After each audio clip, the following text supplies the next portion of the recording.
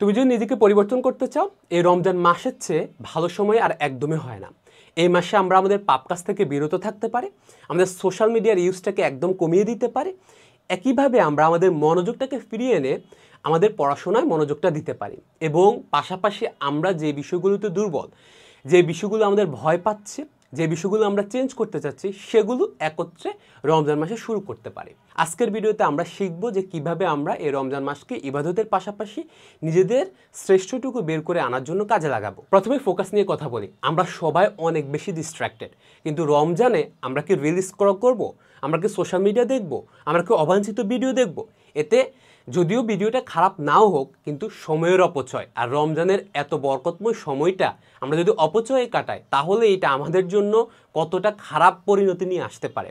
সেই জন্য আমরা আমাদের সোশ্যাল মিডিয়া ইউজ একদম নেক্সট টু জিরো করে দিব। কোনো অবাঞ্ছিত চ্যাট, কোনো অবাঞ্ছিত স্ক্রল, কোনো অবাঞ্ছিত কথাবার্তা এসবের মধ্যে আমরা একদমই নেই।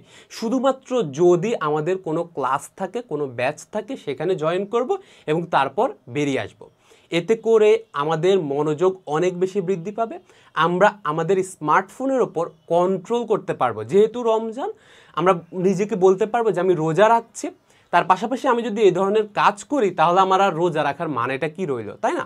সেই জন্য এই সুযোগটাকে কাজে লাগায় স্মার্টফোনের উপর কন্ট্রোলটা নিয়ে আসো, নিজেকে মনোযোগী করে তোলো এবং প্লাস তুমি যে এক্সট্রা সময়টুকু পাবা, এই এক্সট্রা সময়টুকু আমরা আমাদের যে যে বিষয়গুলোতে দুর্বল, যেখানে সিলেবাস শেষ হয়নি, যেটা আমাদের দ্রুত শেষ করা দরকার, সেটা করতে পারবো। এখন আসো আমরা সময়গুলোকে কীভাবে কাজে লাগাবো। একবার চিন্তা করে দেখো, অনেকেই মনে করে রমজানে সময় পাওয়া যায় না, কিন্তু আমি দেখি সবচেয়ে বেশি সময় পাওয়া যায়। কিভাবে সময় পাওয়া যায়? প্রথমত ভাইয়া, ফজরের পর। এটা হচ্ছে সবচেয়ে উর্বর সময় ভাইয়া। তুমি যদি একটা জিনিসে ফোকাস করতে পারো যে ভাই আমি শুধু কেমিস্ট্রি শিখবো, আমি শুধু ফিজিক্স শিখবো, আমি শুধু বায়োলজি শিখবো, যেটা তুমি সেরা হতে চাও, 3 ঘন্টা ফজরের পর টানা ওইটা পড়বা। কোনো ডিস্ট্রাকশান নেই, কোনো কথাবার্তা নেই, নিরিবিলি এক মনে মনোযোগ দিয়ে সবচেয়ে কঠিন থেকে কঠিনতম বিষয়গুলো তুমি সলভ করতে পারবা। যেহেতু তোমার এখন এনার্জি বেশি, তুমি একটু আগে সাহারি করেছো, তোমার শক্তি আছে, তোমার মনোযোগ আছে, চারদিকে কোনো ডিস্ট্রাকশান নেই, সো তুমি খুব সহজেই কঠিন বিষয়গুলোকে আয়ত্ত করে ফেলতে পারবা। রমজানের দ্বিতীয় সময়টুকু যেহেতু আমাদের বন্ধই থাকে, সো আমরা সকাল 9টা থেকে 12টা এই পুরোটুকুই আমরা সময় পাচ্ছি। এখানে আমরা রেগুলার পড়াশোনা করব। বেশিরভাগ শিক্ষার্থীর কি সমস্যা হয় ভাইয়া? কলেজ বন্ধ, পড়ালেখা বন্ধ। না, কলেজ বন্ধ হলেও আমরা কোচিং করার মতো করে ব্যক্তিগতভাবে হলেও আমাদেরকে সম্পূর্ণ প্রিপারেশান নিয়ে, খাটে শুয়ে শুয়ে না, একদম সরাসরি পড়ার টেবিলে বসে এসে রেগুলার একটা রুটিন বানিয়ে যা যা পড়তে চাই, যা যা শিখতে চাই, সেটা শিখতে পারি।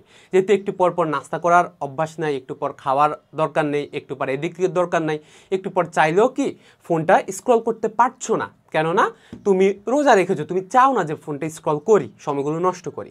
সেই জন্য তুমি এই বেশি পড়াশোনা করে নিজেকে এগিয়ে রাখতে পারবা। এর পাশাপাশি আমি আরেকটা সময়কে খুব বেশি গুরুত্ব দিই, সেটা হলো ভাইয়া মাগরিবের পর থেকে এশার সময়টুকু। আমি জানি অনেকেই ইফতার করে ক্লান্ত হয়ে যায় ইফতার করার পরে, কিন্তু আমি মনে করি এটা তোমার জন্য আরেকটা ভালো সময়। আমি এই সময়টাতে কি করতাম, এক্সাম, ধরো আজকে আমি ফিজিক্স যে অধ্যায়টা পড়েছি, কেমিস্ট্রি যে অধ্যায়টা পড়েছি, বা আমি সকালে যেই যতটুকু পড়েছি সেগুলোর কি কখ আসতে পারে, প্লাস সেগুলোর উপর এমসিকিউ প্র্যাকটিস দিয়ে, মেডিকেল ভর্তি পরীক্ষার প্রশ্নগুলো প্র্যাকটিস দিয়ে, যেভাবে করা যায় অ্যাপের মধ্যে পরীক্ষা দিয়ে অধ্যায়ভিত্তিক নিজেকে যাচাই করে নেওয়া। এতে করে আমি আসলে কতটুকু শিখছি এবং কতটুকু আমার শেষ পর্যন্ত দিন শেষে মনে আছে, সেটা তুমি খুব সহজেই আইডিয়া করতে পারবা। পড়াশোনার পাশাপাশি রমজান আত্মসংযমের মাস। এই মাসে আমরা প্র্যাকটিস করতে পারবো যে কিভাবে আমরা নিজেদেরকে কন্ট্রোল করতে পারি। আমাদের খাওয়া দাওয়া থেকে শুরু করে আমাদের চলাফেরা, আমাদের আচার আচরণ, আমাদের শব্দ চয়ন, আমাদের ব্যবহার, সব কিছু আমরা এই মাসে কন্ট্রোল করতে পারবো এবং এটা আমাদেরকে করতে হবে।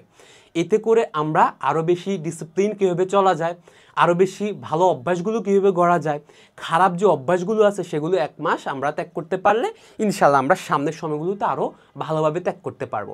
সো এটা কিভাবে করা যায়, সব কিছু প্র্যাকটিস করতে পারবো। প্লাস ভালোভাবে খাওয়া দাওয়া করা, ভালোভাবে চলা, ইবাদত বেশি করা। এতে করে কি হবে, মনে শান্তি আসবে, স্ট্রেস দূর হবে, তোমার ভরসা জন্মাবে যে না, আমাকে দিয়ে ভালো কিছু হবে, আমার একটা মিনিং আছে এই দুনিয়াতে আসার জন্য। আমার একটা কি সম্ভাবনা আছে, আমার পক্ষে আসলে করা সম্ভব, এবং যাই কিছু জীবনে ঘটে যাক না কেন আমি আল্লাহর রহমতে সামনে এগিয়ে যেতে পারবো। এই আত্মবিশ্বাসটা যখন নিজের মধ্যে গ্রো করতে পারবা তখন তুমি অন্যদের থেকে আরও অনেক বেশি ভালো করতে পারবা।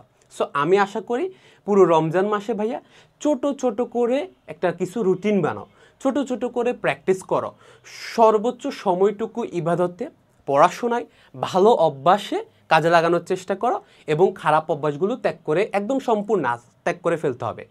এতে করে নতুন অভ্যাস গড়ার সুযোগ হবে, এবং যেহেতু আমরা 1 মাস অন্তত টানা এটা করতে পারবো, এটা করতে হবে, এতে করে পরবর্তী সময়টুকু, বছরের অন্য সময়টুকু আমরা এগুলো মেনে চলতে পারবো। So this is high time.